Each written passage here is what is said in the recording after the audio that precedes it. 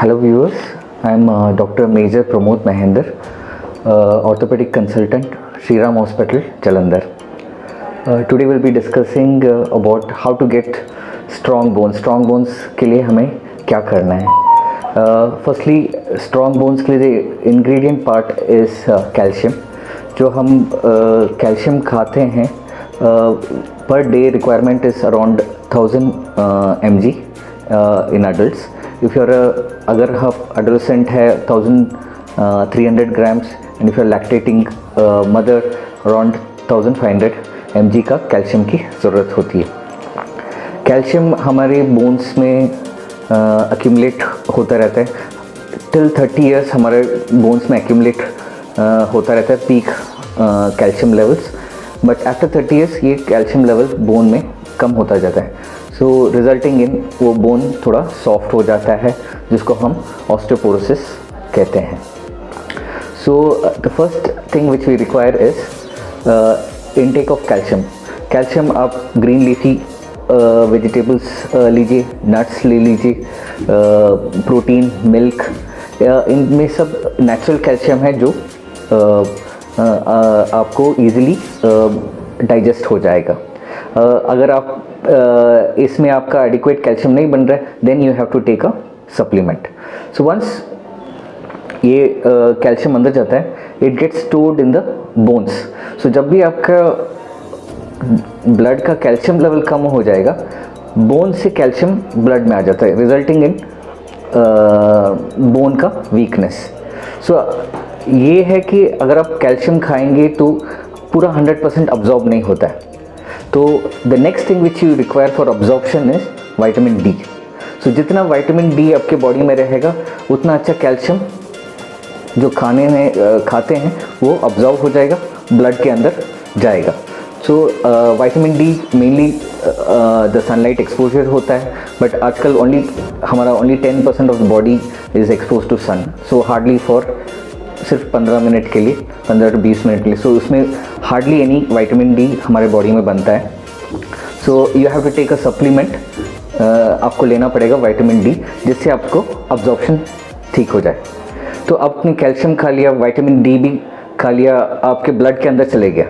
But the major thing जो blood से bone के अंदर कैल्शियम जाता है वो है एक्सरसाइज. अब जितना एक्सरसाइज करेंगे, be it any sports activity, it can be walking, jumping, hiking, जो भी आप एक एक्टिविटी कीजिए जिससे आपका बॉडी का रिस्पॉन्स बनता है कि कैल्शियम लेके उस बोन्स को स्ट्रॉन्ग करे. सो जितना आप एक्सरसाइज करेंगे, उतना अच्छा कैल्शियम ब्लड से सक हो जाएगा और आपके बोन्स के अंदर जाएगा.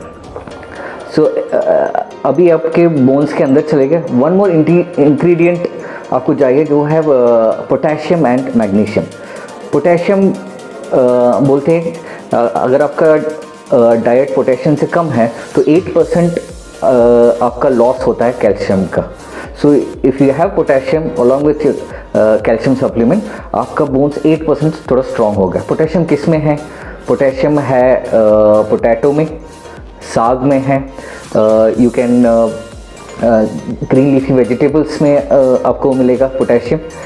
And main fruit which has lot of potassium is banana. So ये सप्लीमेंट आप खाएंगे तो आपका बोन बैंक बोलते हैं, जो कैल्शियम बैंक है विच इज़ बोन, उसमें अच्छा कैल्शियम रिटेन होगा. Now to have a healthy bone, ये कैल्शियम बाहर नहीं जाना चाहिए, बिकॉज आफ्टर 30 कैल्शियम बाहर बोन से बाहर आने लगती है. तो उसको प्रिवेंट करने के लिए आपको फ्यू थिंग्स अवॉइड करना है. Firstly smoking, avoid smoking, avoid alcohol, avoid coffee. इससे क्या हो जाता है, वो जो इनका एसिडिक नेचर है ये बोन्स को डीमिनरलाइज कर देता है, कैल्शियम बाहर निकाल देता है बोन से. एंड थर्डली, अब लेटेस्ट जो होता है, try to have tap water, filtered tap water, not RO. Because RO water अभी अमेरिका में पता चलता है कि जो आरओ वाटर ज़्यादा पीते हैं वो डीमिनरलाइज्ड वाटर होता है. तो जैसे ही आप ये वाटर पीते हैं, हर वक्त कैल्शियम इतना कम होता है तो बोन से कैल्शियम अपने ब्लड के अंदर खींच लेता है. So try to avoid RO water, try to have filtered tap water. ये सब करने से आपका बोन्स स्ट्रॉन्ग रहेगा, हेल्दी रहेगा. So wish you all healthy bone and healthy joints. Thank you.